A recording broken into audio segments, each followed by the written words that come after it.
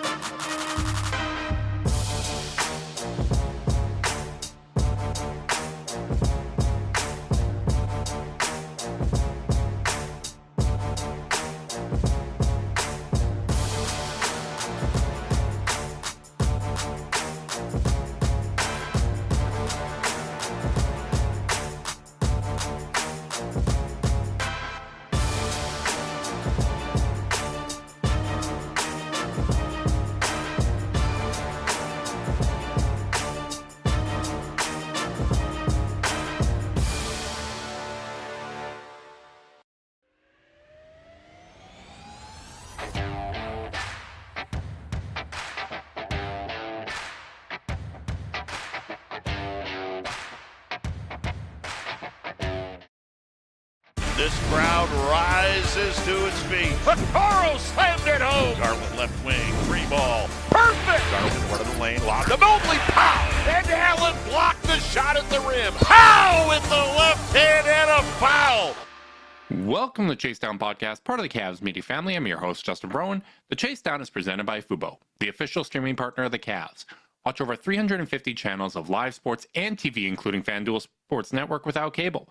There's no cost and no commitment. Try for free at FuboTV.com/Cavs. Well, the Cavs haven't had many losses this season, but that one in Houston was particularly painful. It looked like the Cavs had a chance to, at the very least, send the game to overtime, but some uncharacteristic missed free throws and, just some weird events overall in that game turned that win to a loss. Joining me today is my co-host, Carter Rodriguez. Carter, how you doing, buddy? I'm doing all right, brother. I gotta say, it's one of the first stretches of the year where I think I'm getting a little fatigued, Like, I know, we're kind of in that dog day period. I almost think, like, the toughest part of the year is January because, the trade deadline doesn't happen until February. All-Star break is kind of looming. You start seeing the first like bumps and bruises of trying to stay sharp, factoring in. So I definitely feel like it's I feel like the Cavs are having to really work in all these games, whether they're playing a top end opponent or not, and boy, was that Rockets game frustrating. Like, I bet Darius Garland's never missed 5 free throws in a game in his entire life until. That's correct. That is I meant high school, college, junior high. Well, part of that is he doesn't even get to the line, man. They don't even let him shoot 5 free throws on most nights. But you're right. Like, for him to miss 5 free throws was very, very surprising to see.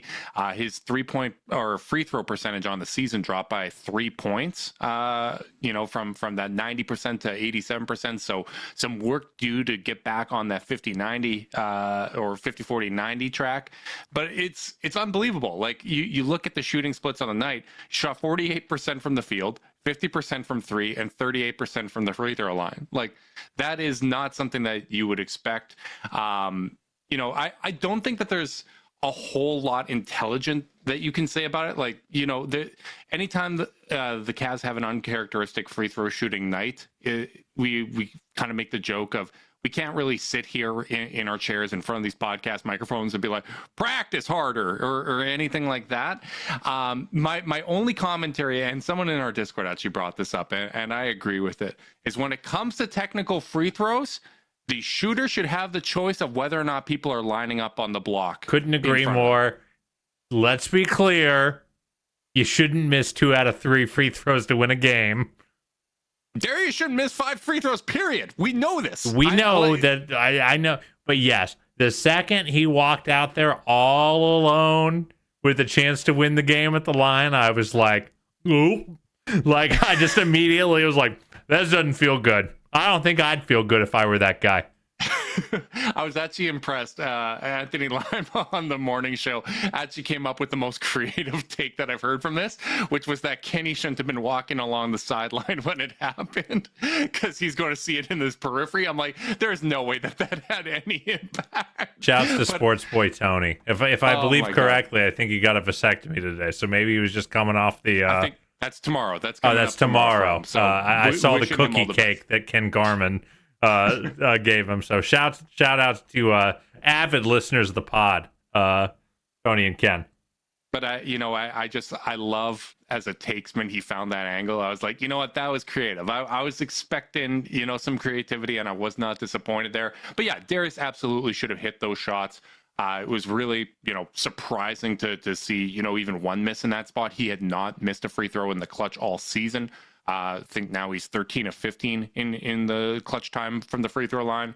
So really, really surprising. It's disappointing. But for me, like, I like to focus on what's constructive. There's, as I said, there's nothing interesting to say other than, yeah, should have hit those or at least 2 of them. Just hit 2, because I really think if that game goes to overtime, we're winning. Like, we had taken control of the game. I agree. Fred hit those 2 threes, and I think that gave Houston a little bit of life there. But for the most part, whether it's focusing on the free throws, whether it's focusing on, what came out in the last 2-minute report, like none of that really matters. Like we know what should have happened in those spots, but I want to focus on the process in those last 5 minutes. And before we get super focused on that, I do just want to say, I have not watched a lot of Houston this year.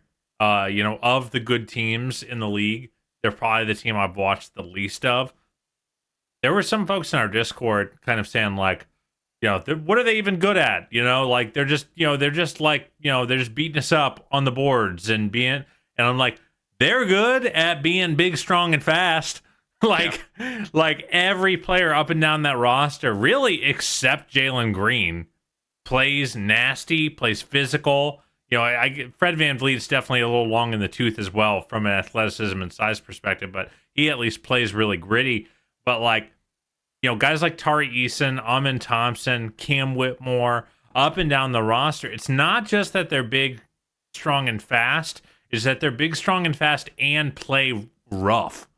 Yes. Like, they were, I thought, a really good foil for this Cavs team in how rough they play. Obviously, the Cavs didn't have their full complement of players and had a rough shooting night, while Houston had a great shooting night. I didn't leave this game feeling like Cavs are going to have a problem with a team like Houston. But I'll tell you what, like there were some, there were that second quarter stretch, especially where Houston kind of took control of the game. Like J.A. was biffing layups, and they're layups he could make, but they're layups that normally are dunks, where he gets Darius would thread a beautiful pass to him. He would collect the ball for like a quarter of a second and go up. And against most teams, they can't recover in time. But Houston was able to. I was super impressed by them, their size and athleticism. And then, even the guys who aren't super athletic at this point, like, a much older Steven Adams is just still like the strongest player in the NBA. So I thought, physicality can kind of present itself in like 3 or 4 different ways. I feel like they present every way. Like Absolutely. They are physical in every part, in every way you can be. Yeah. And we didn't spend a lot of time on it on the last podcast, but I thought we at least, highlighted the right thing, which is that not that the Cavs, despite some of the talking points, not that they struggle anytime they go up against length. What they've struggled with at times is going against ball pressure. And Houston has both length and that aggressiveness on the defensive end. So I thought it was going to be a really, really interesting matchup when the Cavs are without not only, the primary release valve when it comes to ball pressure, which is Evan Mobley, right? That's what we've talked about for years now of what teams can do to pressure the point of attack offensively. It needs to be countered by Evan Mobley being that initiator of the offense. So to not have that at all was one thing, but then to also be down, one of your more consistent ball handlers in Karis LeVert. I thought that it presented an interesting challenge. And overall, I actually think that the Cavs acquitted themselves pretty well in this matchup. I thought how they came out from a focus standpoint, from an effort standpoint, was really high. When you look at the offensive rating by quarter, 128 in the first quarter. That was great. The third quarter, 125. Great. They came out of the half with a focused mentality. The fourth dropped down to 114, but that was mostly kind of dragged down by the clutch time. You may have noticed I skipped the second quarter because that's when it kind of went off the rails, right? They had that 6-minute stretch where they did not score a field goal, only an 82 offensive rating. But what I liked about that was even before that quarter ended, I thought that they kind of regained their footing a little bit. I thought that they adjusted well in game and responded well to that pressure. And, we've seen that kind of get out of hand recently when it comes to playing against teams that are going to provide such a aggressive ball pressure. So I actually thought that for the most part, I was pretty happy with how they, performed from an effort standpoint and were from a preparedness standpoint, knowing what Houston was going to be bringing to the table. Yeah, and they certainly, I'm sure, Kenny Atkins would be annoyed with me for saying this because, I'm sure he wants his team just to stay super focused and focus on what they can control. And yeah, they definitely got out of some of the things that made them successful in that second quarter. But I thought Houston did a really good job of taking them out of those things. Things that are easy looks for them became okay looks for them. And that's a really good way to get a team out of rhythm is when they're running their pet stuff and everyone's doing their job, but you still can't score. Then you start searching, and you start trying other stuff. And a lot of times against good defenses, that's exactly what you want is for the opposing offense to be fumbling in the dark. Can I quickly take, I know we need to get into the clutch time stuff because I do think it's really interesting. It's probably the first failure they've had, straight up failure in the clutch. But I also want to just say this wide angle point. Just kind of watching this season go through, watching the Cavs have this historically good offense so far in the year.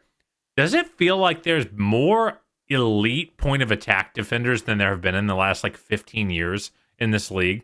I feel like every game there's one absolute insane defender on the floor. It's really wild to watch. I think this is part of the natural cycle that the league goes through, right? Which is something changes, whether it's rules, whether it's the way that the game is played, and it takes a little bit for the other side of the ball to catch up, right? Once you saw zone defense be allowed, it took a while from a skill set standpoint for the league to adjust and for the shooting and the offensive schemes to evolve to the point where that could kind of be neutered to some extent. I think what we're seeing now is a level of defensive versatility that is just out of this world. Amen Thompson, I am such a huge fan of him. That guy is a combination of AK-47's length with Andre Iguodala smarts and athleticism. He just closes to the ball, whether it's on defense or for loose balls or for rebounds. It's just he just warps to the ball. And his brother's ridiculous too up in Detroit. He is one of the best perimeter defenders in the league already. I think he's absolutely phenomenal. But you're right. I think the league is evolving. I think you're seeing it with the types of big men that we see coming into the league. There's more in that Evan Mobley archetype. Not as many have the same kind of natural tools as him. But what is being asked of players defensively is more than any point in the history of the league. And I do think when people have these conversations about the offensive explosion, I think you're seeing it come down even just a little bit this year, even with teams taking more threes. I think it is part of a natural cycle. And as a little more physicality is allowed on the defensive end, I do think that it's going to normalize a little bit. But I think you're correct in pointing out that There really is just a lot of special defensive talent in the league right now. Yeah, I mean, I don't know how, like, I do think, like, the offense is still ahead. That still seems clear to me that they're ahead of the defense.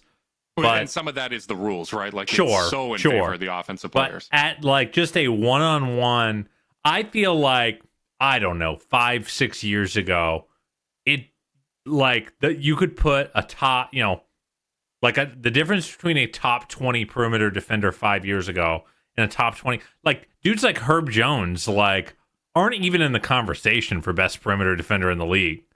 Yeah. And, like, that dude's amazing. Like, I think I was looking at, I think that, the dunker spot, they were doing all defense. I don't think they had Lou Dort on their all defensive team, or one of them didn't. Like, it's just, it's really interesting to see, especially since the Cavs, they don't have a high minute perimeter stopper like that. That's not the way they play. So maybe it feels extra noteworthy to see someone who can go chest to chest with Donovan Mitchell or Darius Garland in a closing possession and make it like, I don't know if we're going to get a good look here, guys. He's a true 1-5 defender, right? Yeah. Like, I think people say that about guys, and usually there's 3 that they're great at, and then 2, like, they can do it in a pinch. Yeah, he's true 1-5. I think he's a special talent. But what I liked about this game, and was so frustrating about the way that it ended, right? Was I really thought that there was a lot of positive takeaways, whether it was responding to that second quarter, the way, that 19-0 run was phenomenal, giving it back to them. Sure, Houston was kind of having their way on the offensive glass, but the Cavs responded in their own, right? Like, both teams had 20 offensive rebounds. The Cavs, you expect Houston to generate a lot of turnovers, right? Like, that's what they do. Length, we're going to ambush you, we're going to blitz you and generate turnovers. The Cavs won the turnover battle by 9. They won 33-15 in points off of turnovers. They had more steals than Houston, right? Like, they capitalized on those bad pass turnovers. Jarrett, you mentioned some of the missed layups. He had some wild miscues in this game, particularly early on. And I think in the past, when he kind of has those possessions, we can kind of say, maybe this isn't a Jarrett night, right? Like, maybe he's not going to play well in this one. Ty Jerome, I thought his first shift was really, really shaky, and he bounced back. I thought it was a real strong effort, resilient game. It was a really resilient game, and I think that's why it's so disappointing that it didn't ultimately result in a win. Especially, a win that was you had, not just Houston got hot at the end and you used all your gas up. It was like you lost you lost a game you had. Yeah, like even with the missed call in the last 2-minute report, that last bucket from Şengün shouldn't have counted, should have been an offensive foul. They didn't review what was reviewed. I think we all saw what happened there. Like, even with that, you still had the chance to win, and it kind of went out of your hands. Like, that was so frustrating. But that was I did not leave that game being an enormous fan of Alperen Şengün's game, let me tell you what. No, and we're talking about how the offensive rules are in favor of, or the rules in general are in favor of the offensive player. I think all players are able to get away with the chicken wing now on drives, and it's a little frustrating. Our guards do it. Everybody does it.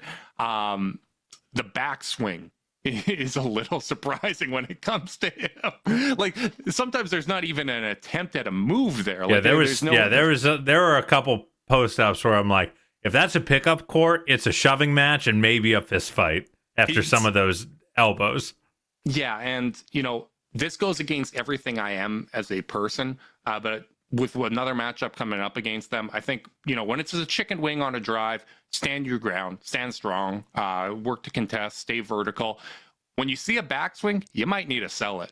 Yeah, this is like the Cavs' ultimate weakness, is they're too honest. It's too ethical. It's too really ethical. Too ethical. Because the reality is that, they were getting, a lot of guys were getting fouled. I think, Bob Schmidt posted the play on Dean where he just whammed him and then pivoted. It's like, come on, bro. Yeah, like I'm used to Like Sabonis is probably the most physical player I can think of in the league in the way that he goes through you. But usually, there's a pivot and he's using his weight to go around. Like he's got beautiful footwork. There's a lot of skill there to go with the physicality. This kind of skewed more physicality than skill. Yeah. Well, there is a distinction, and it's always been a gray line, when Shaq is running through dudes in the late 90s and early 2000s, was it what constitutes too physical and like being too rough versus I'm just bigger and stronger than you? We benefited from it with LeBron, right? Sure. Yeah, absolutely. But, I still don't think you should be able to throw bows. Yeah, I agree. And, as I said, it goes against who I am as a person, but I think selling that might be necessary. The other thing on the defensive end I'll mention is, this was a tough 3-point shooting night from a variance standpoint, which again is what makes it so frustrating that we had a chance to win and didn't capitalize on it. But this was actually the second fewest wide open looks Houston has had all year. They are not a strong 3-point shooting team. They only had 14 wide open looks, and they shot 7 of 14 on those looks. For the season, they usually get 18, and they shoot 36% on those. Meanwhile, from a Cavs standpoint, despite this being a great Houston defense, the Cavs did not shoot well at all on those open looks. They only had 19 open shots. I believe they only hit 6 of them. Like that's frustrating, right? Like you do a good job limiting a mediocre shooting team to their second fewest wide open looks of the season, and they just shoot the lights out. That happens. But again, it's what makes this so frustrating because I thought the Cavs really showed a lot of resiliency throughout the majority of this night. They competed in every single facet of the game, and they just gave it away. And I think that naturally kind of transitions to the clutch time. And as much as the free throws were, frustrating, I actually thought DG's decision to kind of go at Jalen Green when Amen was kind of helping over from the strong side, he tried to draw a foul in that situation, and you got to recognize that's not going to occur in that time of the game, in that kind of situation. I would encourage the refs to let that kind of contact go. I think it was ultimately ruled as a turnover, but it just felt like he was forcing it. And typically in that situation, I would expect DG to kick it out to Dean, who was open on the strong side. But I just thought that their crunch time execution just didn't have the same amount of ball movement that we typically see, didn't have enough cuts, not enough just pace. A little ISO heavy. Yeah, not enough pace and not enough, a little bit of hero ball, if we're really being frank. The game or the possession, the Donovan miss that led to the Jarrett foul, that's a straight ISO on Amen Thompson from start to finish. Amen Thompson was draped all over him. I mean, not even a millimeter of space. Your point on the Darius turnover, and then also the possession where I forget who, I think Darius had gotten Jalen Green on him again, but then he kind of just drifted over towards the base or towards the sideline, and they sent a hard trap at him. Yeah, and it was just like completely short circuited because it wasn't he wasn't playing decisively, so he had no real options to go to. So they threw a ton of length at him. And again, this team is so athletic. I think they're the most athletic team in the league. And I don't even know if there's a close second. Athleticism with strength. Like none of those guys are and wiry. Length. So like that hard double that normally you can take a dribble, back up one step more, and then fire past the outlet. Well, he'd already drifted too close to the sideline. They closed faster than he was expecting, and it short-circuited a late game possession. So I thought in general there was just a lack of urgency and a lack of focus on that side of the ball. Not saying they didn't care, but they weren't playing crisp offensive basketball to end the game, which really stunk because I thought they really played it for the 10 minutes prior. Yeah, I totally agree. And, I think that this is one of those traps, and this is one of those spots where you have to, show that kind of mental strength in these situations, because when you are facing ball pressure, when you are facing such an aggressive defense, it can be tempting sometimes to, all right, like let's simplify things, Yeah. right? Like it is exhausting to get to our spots on the court, right? Like I think Donovan, that step back that he took over, oh man, like I kind of get it. Like the likelihood that you get to your spot in the mid range or are able to get to the basket in that scenario, you're doing that one-on-one, man. That's exhausting. Like I don't know if you're going to have success in that spot. So I think when you're facing that kind of pressure, two things can happen. You can either get isolation heavy because you're not going to be seeing traps in those situations. It limits the amount of pressure to basically one-on-one. The other thing that can happen, you can get sped up. And I feel like in the second quarter, the Cavs got sped up. In the clutch time, they, slowed down. They got slowed down. It was quite. And they made their job, they made it more difficult on themselves as a result of that. So I think there's a lot of positive you can take away from that. I think that's the type of thing that is important to identify to see if they learn from it in the future. But man, yeah, I agree. Like overall, it was such an encouraging night in terms of battling some of the stuff that's given them, some of the few things that have actually given them trouble this season, that it was frustrating to not walk away with a win. You're probably going to roll your eyes at this because it's a stretch, but for whatever reason, it made me think of this because you were talking about, the inverses of it. And, I for whatever reason, it popped into my brain. I've been doing a lot of research, trying to be a good dad, learning about myself and been reading about trauma. And there's this thing that trauma is either too much, too fast, or not enough for too long. And that was the Cavs offense. It was very traumatic for me to watch because in the second quarter, too much, too fast. Can't handle it. And then the fourth quarter is just like this kind of like malaise, this slow, like, they just got chunked up, Mm-hmm.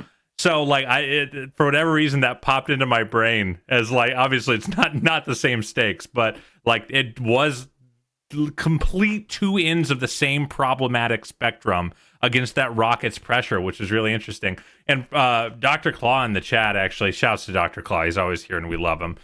He mentioned that, JA didn't even come into screen. And to speak to that malaise, like he, there was a couple possessions where he came up, but because the Cavs weren't playing particularly crisply, he just didn't make contact, And Amin Thompson got a brushed off basically, and stayed on Donnie's hip or stayed on Darius's hip. So you just didn't really get an advantage, which it's just not. You can't just do. It's not about him coming up to screen. It's about him coming up, the ball handler setting himself up to run the defender into the contact. They just didn't really have that. It was just very sluggy. Yeah, and ultimately, I think the bulk of the responsibility there falls on Darius and Donovan as the initiators of the offense. That's where they got to be better. I think with the amount of communication they do. Carter, I hate to give you credit, but you were right. That Draymond Green interview was terrific with Darius. But they're both very reflective, right? Like I enjoyed listening to Donovan post game. I enjoyed listening to Kenny post game. I think this is the kind of thing that they can learn from. But you're right. Like it's on them from a leadership standpoint, and something like Jared setting screens. It's about the collective, consistently executing with that sharpness, with playing crisp. And that's where January sucks. Yeah, 100%, right? Like, and I think even going back to recent losses against Indiana and, the loss against OKC, they just didn't have the same kind of crispness and consistency that we saw during, the 73 win pace to start the season, right? Like, it's about sustaining that. And I think that's why even during that time we said, I don't think it's going to be, 70 plus wins. I do think that there's going to be lulls. It is human nature, especially when you have that lead in the Eastern Conference. You got to find ways to motivate yourself over 82, and that's difficult. But I mean, the Cavs win as a collective, right? Like they win collectively when everyone's locked in, when they are executing, when they're playing with that crispness. They understand that sometimes you need some help to do your best work, just like Zoom AI Companion can help us, because only you can do your best work. Zoom AI Companion can help you do the rest, like automatically taking notes, answering meeting questions, and helping you respond to your coworker. Available at no additional cost with eligible paid plans. Work happy with Zoom AI Companion. Carter, we got 2 games coming up, a back-to-back. Houston, unfortunately, has the entire time off until they play us next. We play against the Philadelphia 76ers. Both Evan Mobley and Isaac Okoro have been ruled out for that game. No other names on the injury report, which is encouraging. Saw Max kind of limping off. The camera cut to him briefly going to the locker room, so I was worried about that. I was worried maybe, when Darius was limping after that fall, maybe that was something that after the adrenaline wore off, he was a little stiff and they may manage it, just knowing that Kenny Atkinson takes such a cautious approach. Thrilled to see he's not on the list. But no Mobley, no Okoro, no Embiid, no Andre Drummond for Philadelphia. That's one where, again, anytime you're playing one of these back-to-backs where there's travel and whatnot, how you take care of business in the first one can really impact your odds of winning that second night of a back-to-back. So hopefully the Cavs can take care of business against Philly. What a weird Philly year, man. Like, just nothing going right. They lost 7 in a row? Oh my gosh, I didn't realize it had gotten that bad. Yeah, the plan is, that's going to be tight. That's going to be tight. They're probably hoping that Chicago has an active trade deadline in 2 weeks. Yeah, we are 20 and a half up on Philly in the standings. Hey, I did say before the season I thought we'd be better and that they were going to miss some time. No kidding. Well, I mean, their big thing is just Paul George he might have crossed a different threshold of his career. And I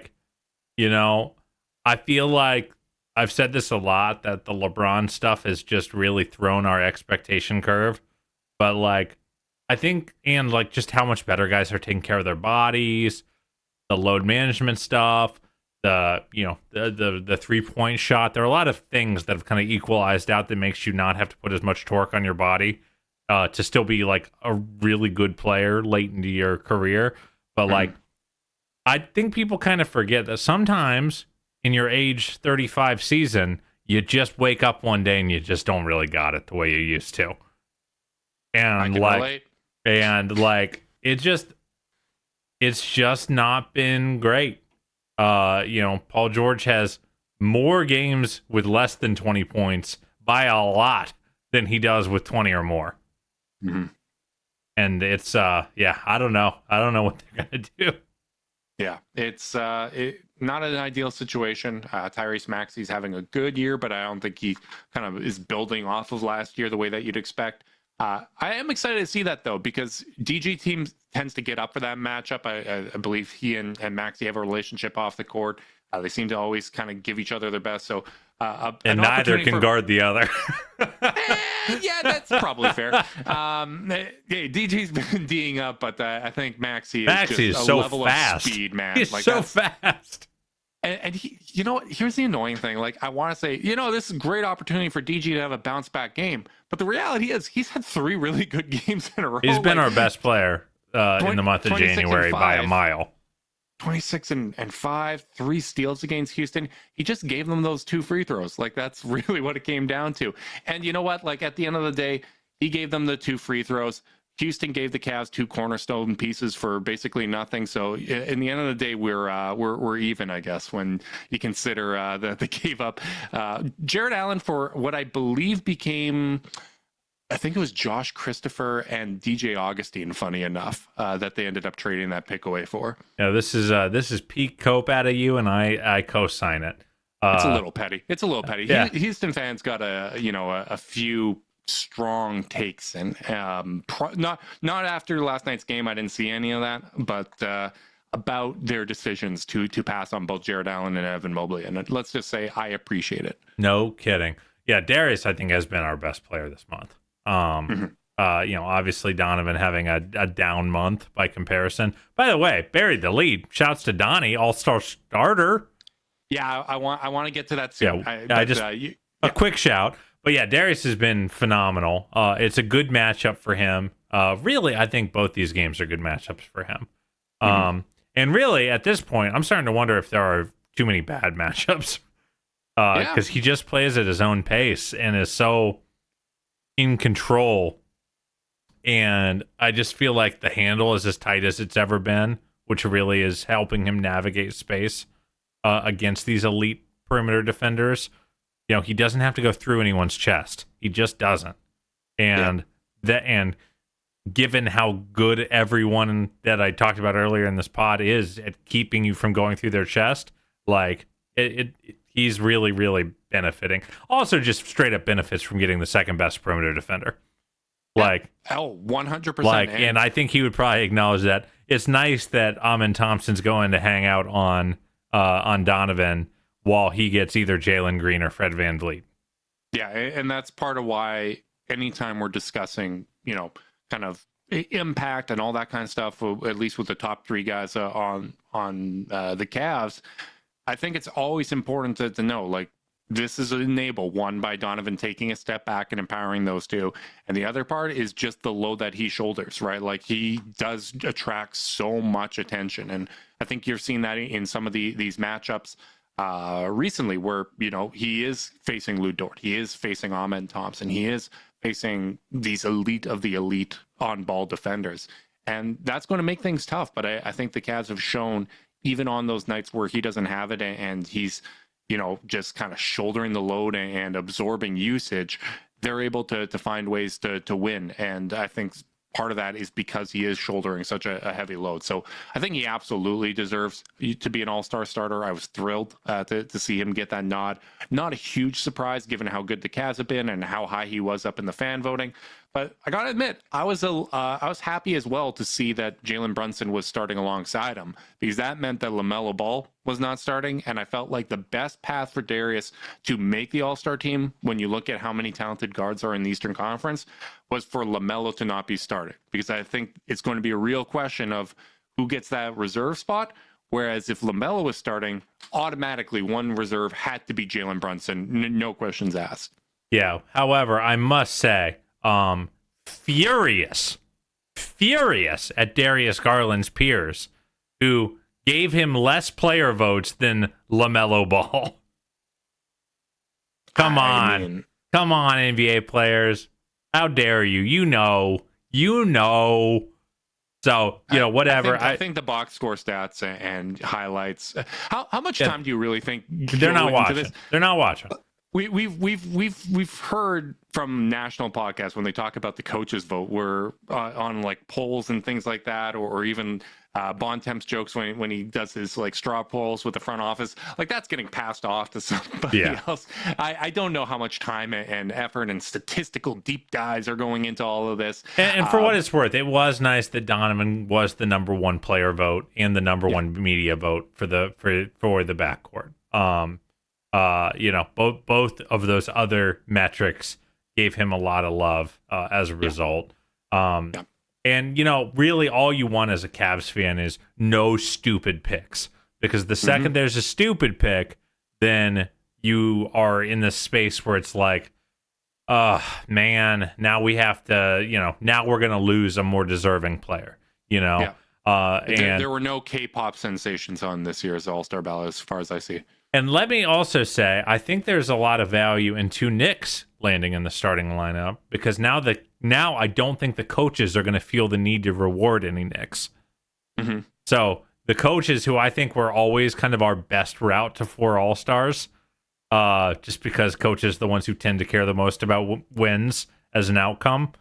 I think, like, knowing that of the 3 far and away best teams in the East, in Boston, Cleveland, and New York, in no particular order, like, they just don't need to account for the Knicks, because I don't think anyone's going to try to make the case for like Mikal Bridges or OG Anunoby. No. No. So I do think if you like I only really care about the Cavs getting 4 guys into the All-Star game, I think it's a good starting lineup to break your way. Obviously, it'd be great if one of the other guys got in.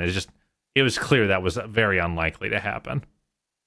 Yeah, totally agree. I think, an obvious reserve there is going to be Jaylen Brown. I think he absolutely deserves it. I think it's helpful that Kristaps Porzingis hasn't been, great since he's been back. It's really wild to see that starting lineup with Porzingis has played 180 minutes and they have a -1 net rating. Like, I couldn't believe that when you pulled that.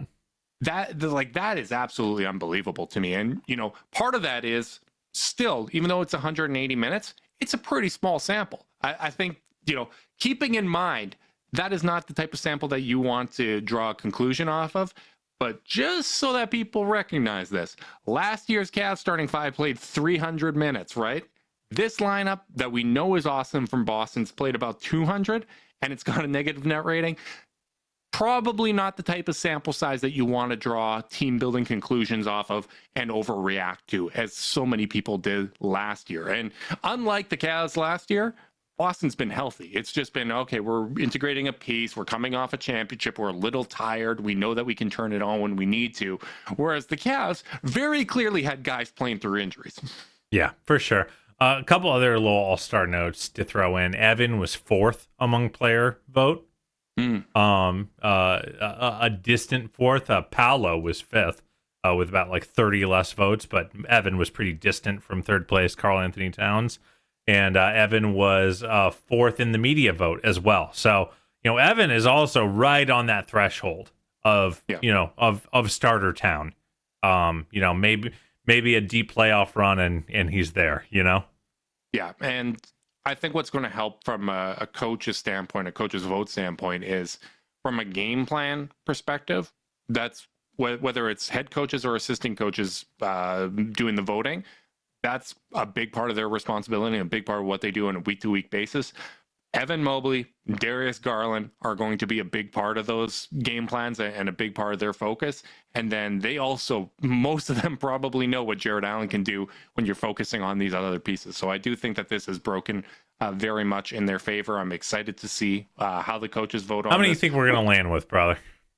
I think we're getting three. I think we're getting three would be great. I really, now that I've seen that LaMelo didn't get that starter's nod, I really do think that there's a pretty good path of that. And some of that is, talking about the struggles of Philadelphia. Is Philly going to get rewarded with a player? Like, Maxi's having a very good season, but Philly should not get a player. Right. If you look at the per 36 of him versus Darius is playing better in every single statistical category and on the better team. Like, All-star caliber guys are going to miss this team, right? That's just the way the league is right now with the depth that it has. The tiebreaker should be winning. And I think the funny thing about saying tiebreaker should be winning is the only reason we're even talking about tiebreakers is the stats for the Cavs starters are deflated because of the minutes that they play. That is really the only differentiating factor, because if you look at a per 100 possession standpoint, if you're looking at a per 36 standpoint, it is pretty clear cut who should be the selection. Yeah. And for what it's worth also, I think obviously Jared is probably in the most danger of not making it. Mm-hmm. But the thing that really plays in their factors, the coaches still got to pick a couple front court players, and the league is super short on those right now. Or the East is super short on those, very specifically, since Paolo and Franz just haven't been healthy enough to make the team. At least I really don't expect them to. So really, I think Paolo might. I wouldn't be shocked. I would be shocked, especially since they've been really bad since he's been back. They've lost 4 in a row and are down 14 to Portland right now. At home, which oof. And Franz came back today too. Yeah, absolutely. So I mean, you look, Kat and Giannis being picked as starters in Tatum. Really, you're going up against Jaylen Brown, who I think is classified as a forward in the front court. You're going up against Bam Adebayo. You're going up against Pascal Siakam. Jalen Johnson, maybe. It just, you get into, if your instinct is to go, I don't know, it might be a little shaky for Jarrett.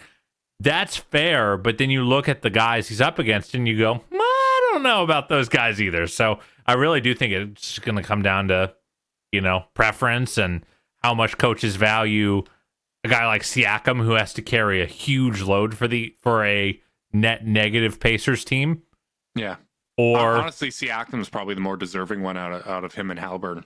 Yeah, I would tend to agree right now. And then, do you value Bam, who's having a really bad year and a nightmare year for Miami? Do you give it to... If anyone makes it from Miami, it'll be Tyler Hero. Yeah, but here's the thing about Bam is coaches love Bam.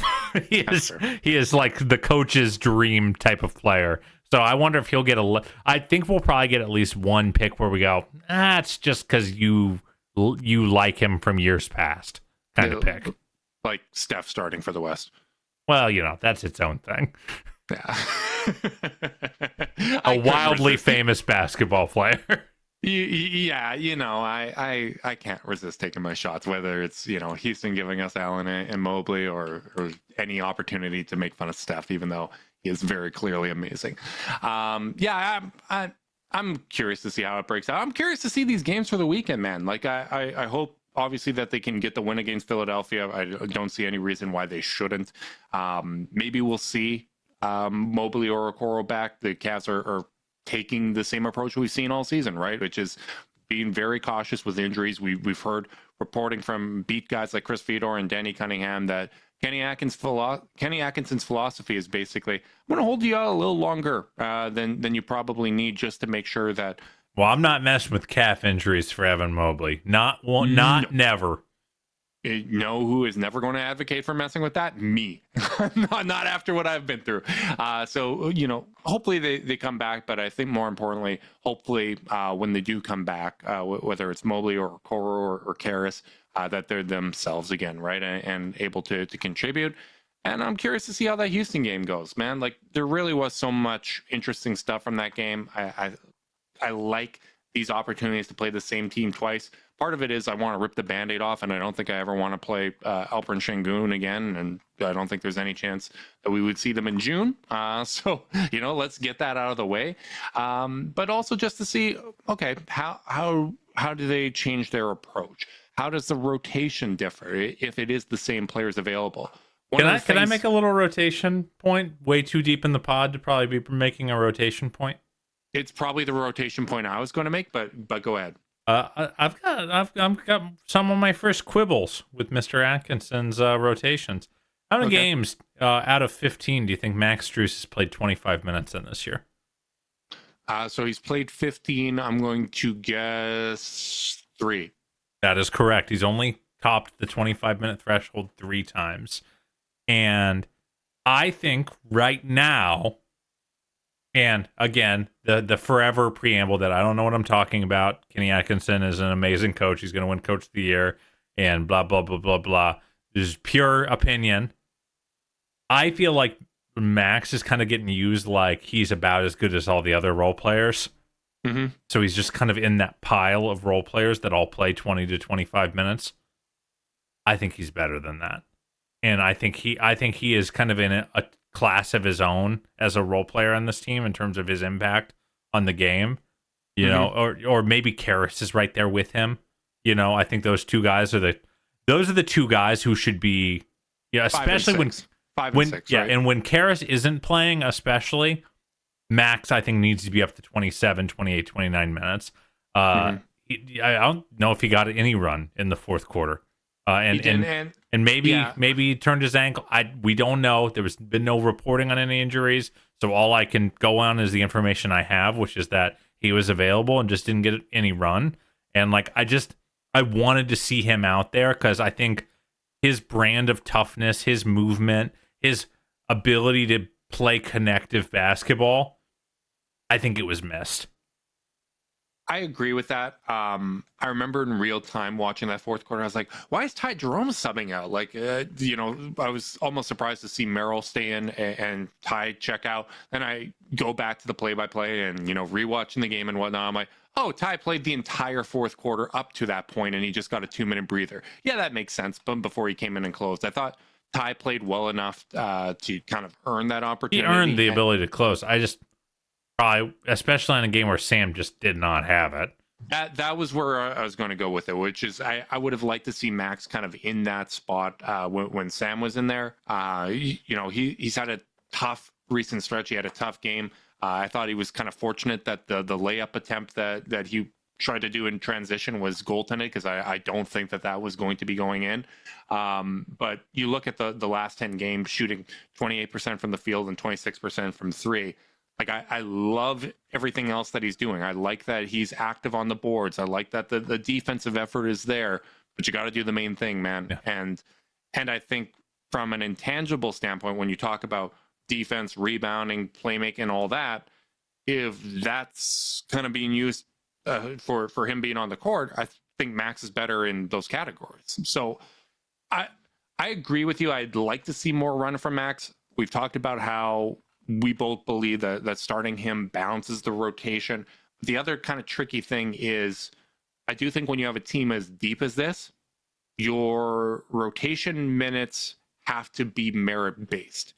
And I don't think that Max has been so overwhelming in the play that he's had where it clearly justifies that major bump up in minutes, right? That's fair.